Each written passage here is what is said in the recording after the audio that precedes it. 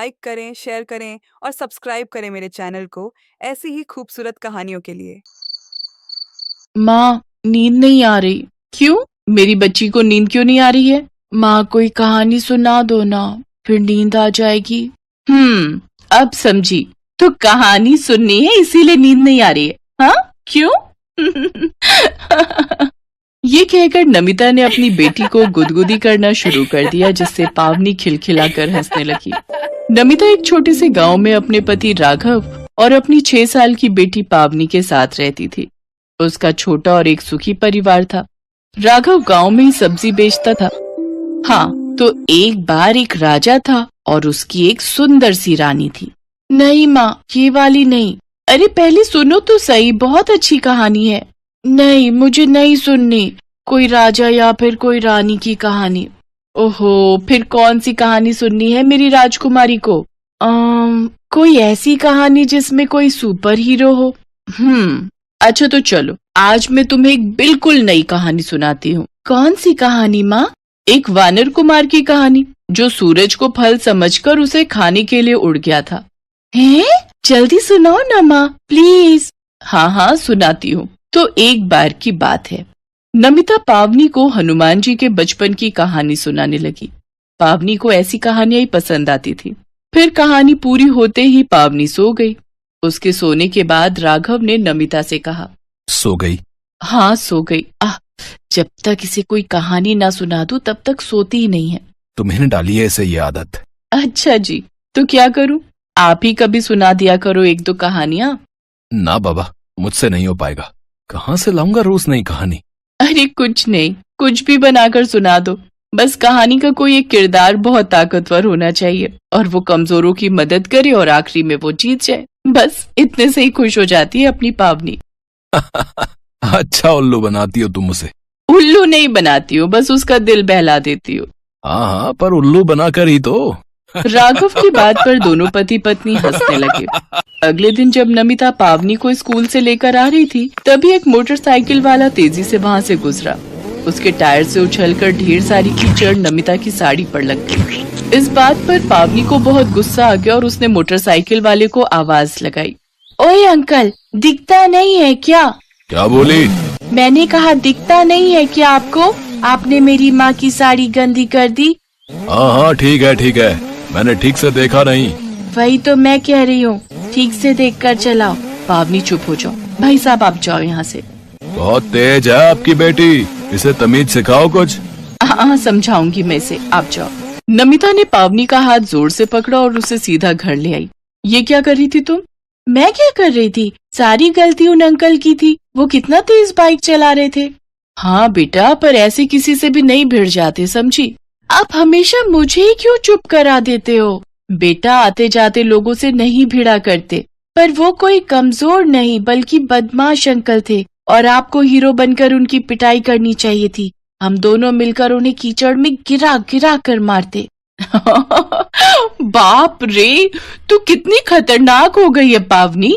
अगर भगवान ने तुझे कोई ऐसी शक्ति दी जिससे तू बहुत ताकतवर हो जाए, तब तो तू पता नहीं क्या कर देगी।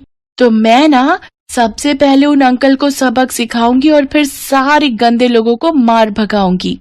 नमिता पावनी की बात पर हंसने लगी। कुछ दिनों के बाद फिर ऐसा ही हुआ। जब पावनी अपने घर के बाहर खेल रही थी, तभी उसका पड़ोसी वहां से अपना डस्टबिन लेकर जाने लगा। डिब्बे में ऊपर तक कचरा भरा हुआ था और ठीक नमिता के घर के बाहर उस डस्टबिन से काफी सारा कचरा नीचे गिर गया और वो आदमी उसे उठाए बिना ही आगे बढ़ने लगा। तो पावनी ने तुरंत उस आदमी को रोककर उससे कहा, अंकल, आपका कचरा गिर गया है, इसे तो उठा लो।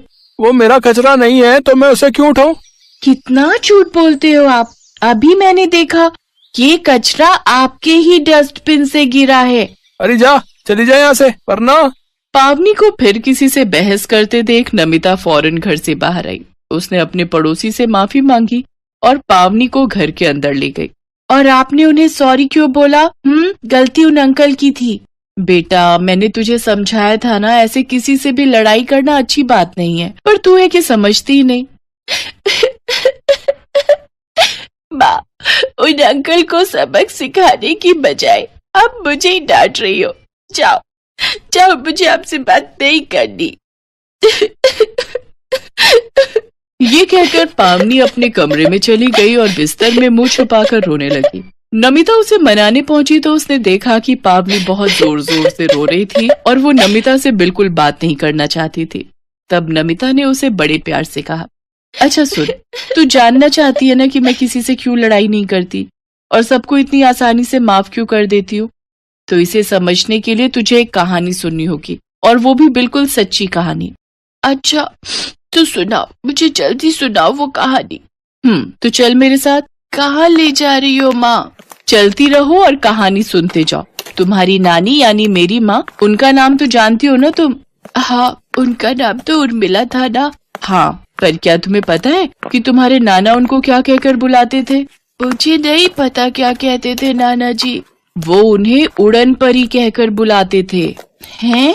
उड़न परी? पर क्यों?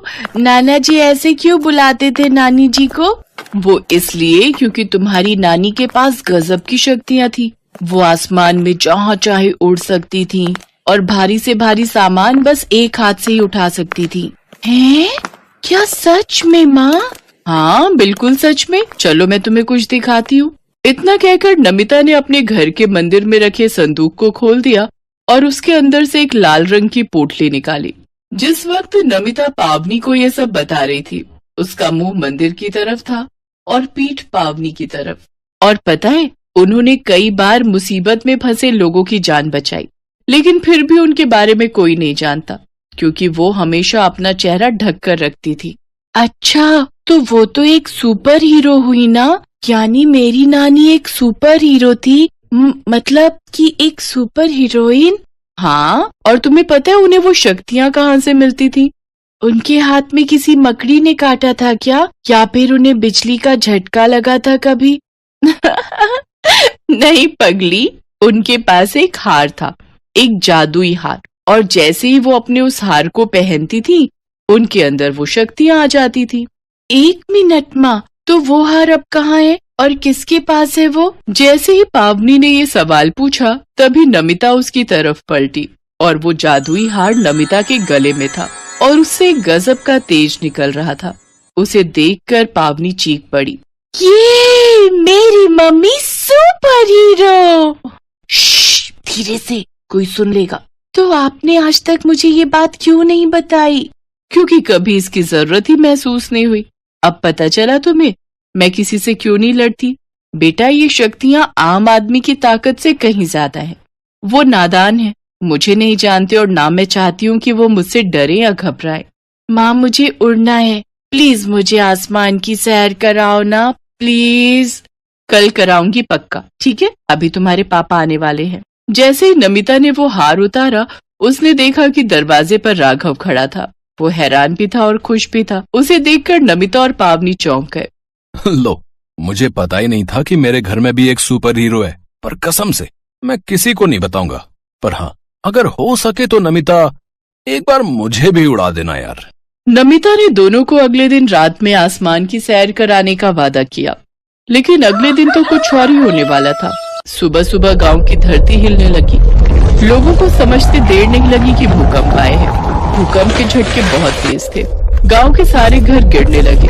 लोग मलबे में दबे मदद के लिए चीख रहे थे। तभी कहीं से उड़ती हुई एक औरत आई, जिसने साड़ी पहनी हुई थी और उसका चेहरा एक मास्क से ढका हुआ था। उसने भारी भरकम मलबे को तुरंत उठाकर अलग रख दिया। फिर सबको बचाने के बाद वो एक घर की छत पर जाकर खड़ी हो गई। सब लोग उसके लिए तालियां बजा रहे थे, पर वो मसीहा कौन थी कोई नहीं जानता था, सिवाय राघव और पावनी के। लाइक करें, शेयर करें और सब्सक्राइब करें मेरे चैनल को ऐसी ही खूबसूरत कहानियों के लिए।